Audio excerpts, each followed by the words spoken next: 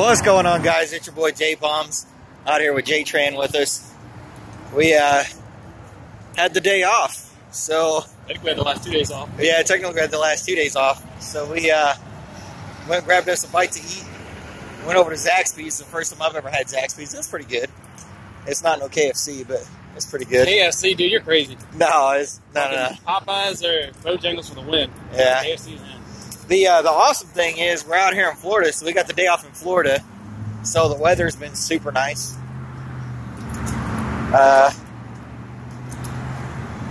Not much has really been going on.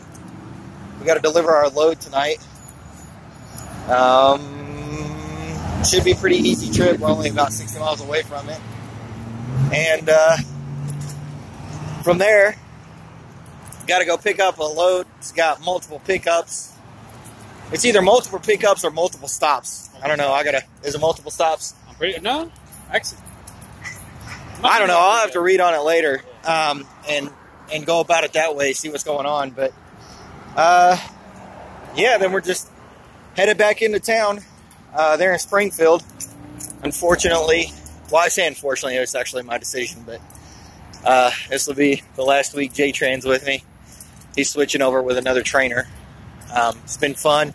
It's been real. Ain't been real fun, but I'm just kidding. It's been really fun. I've enjoyed my time with him.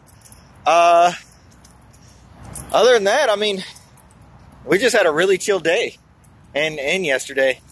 You know, this is some of the perks that come with the job. Every once in a while, you do get to sit and rest. You get to stop in, you know, cool places, warm places. We're out here in Florida. I mean, shit, look at us. We're wearing short sleeve shirts and in the pretty middle good. of what? February? In the middle of February. And on top of that, it was fucking 93 degrees this afternoon when I looked. Yeah, that's nice. And, but for the most part, I mean, I can't really complain. Like I said, we had the opportunity to go grab a bite to eat. Something other than truck stop food. It's still fast food, but still it's not truck stop food. But you know what they say, beggars can't be choosers. Yeah. So, I don't know. You got anything to add? It's just a short video. Yeah. I would just like to say my time here was fun with my trainer over here. You know, we had a lot of good times.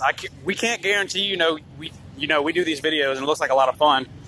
We can't guarantee you're going to have that much fun with your trainer. But I'd like to say this, it's a company. It's a big company. We'll stand over here. Oh, yeah. So we're doing about the trucks.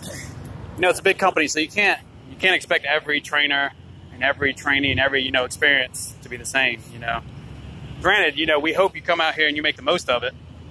If you're gonna come out here to, just don't come out with a bad attitude, like, man, I hate my trainer, blah, blah, blah. I'm not gonna like him. I don't want to, sit in this truck and all that nonsense. But at the end of the day, you're going into his home. And you know what? Even if you did find a trainer you don't like, the good news is you're not technically stuck with them. If you have an issue with your trainer, you can always talk to the company, talk to Justin there at the training center, talk it over with your fleet manager and get a new trainee or a trainer, and go about it that way. Now, Chris and I, we haven't had any troubles. That's the reason why. I'm sorry, WIL-TRANS. Fuck, I'll get it eventually. Dude, yeah, it's too late. They know where we live now. The good news is he's not going to a new trainer because we're not kicking it off. He's going to a new trainer because, well, quite frankly, I don't really do the teaming portion of training. I kept him to help out another trainer. I always try to keep my good students, for other trainers that I know for a fact is going to help them succeed. But as Chris is... You might as well just say Chris now. Yeah, I mean, Chris sorry. Chris. It ain't that big. I don't know, fuck it. I mean, they're going to know who you are when they meet you at the training center anyways. Yeah, that's true. Because we're, like, officially famous now, so... Yeah. I'll eat up our views. Once Chris and I figured it out, we got him an extra good trainer. Hopefully he's better than me. And we'll go about it that way. But here's Chris back. Now, here's one thing I do want to add, though. Now, what he said is true. You can talk to your dispatcher, your fleet manager, Justin at the training center, say, hey, me and this guy don't get along, whatever.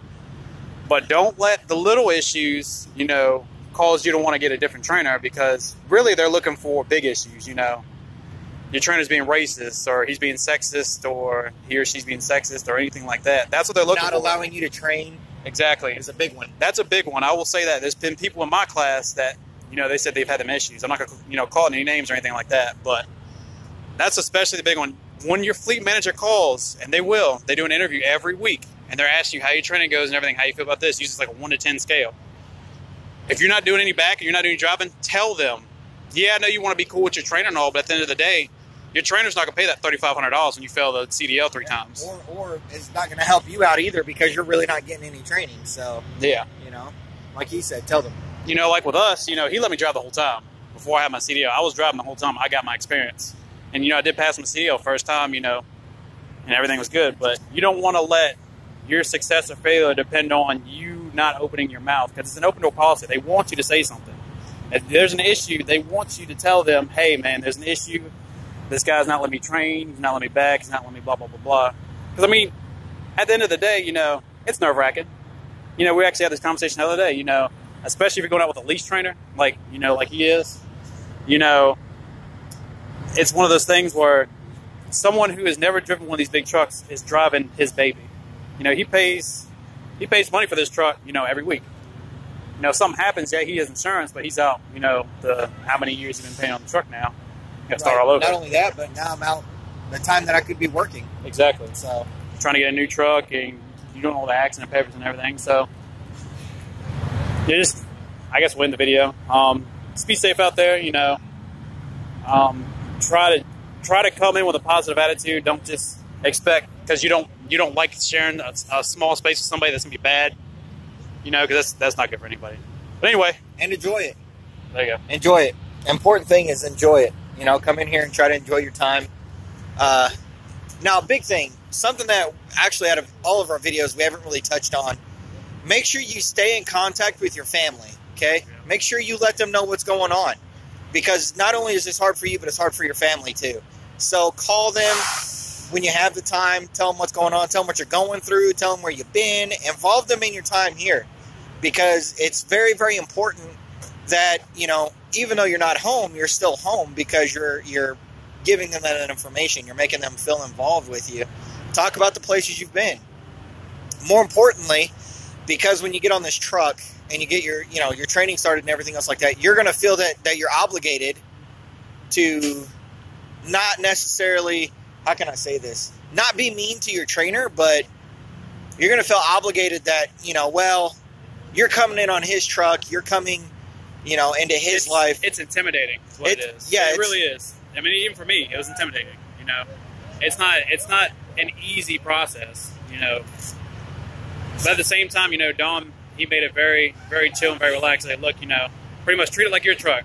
Don't dirty my truck up. Respect the truck. There you go. You can't say all trainers are going to be like that, because some trainers do have strict rules. But at the end of the day, if you follow, more than likely you'll be good to go. Yep, exactly.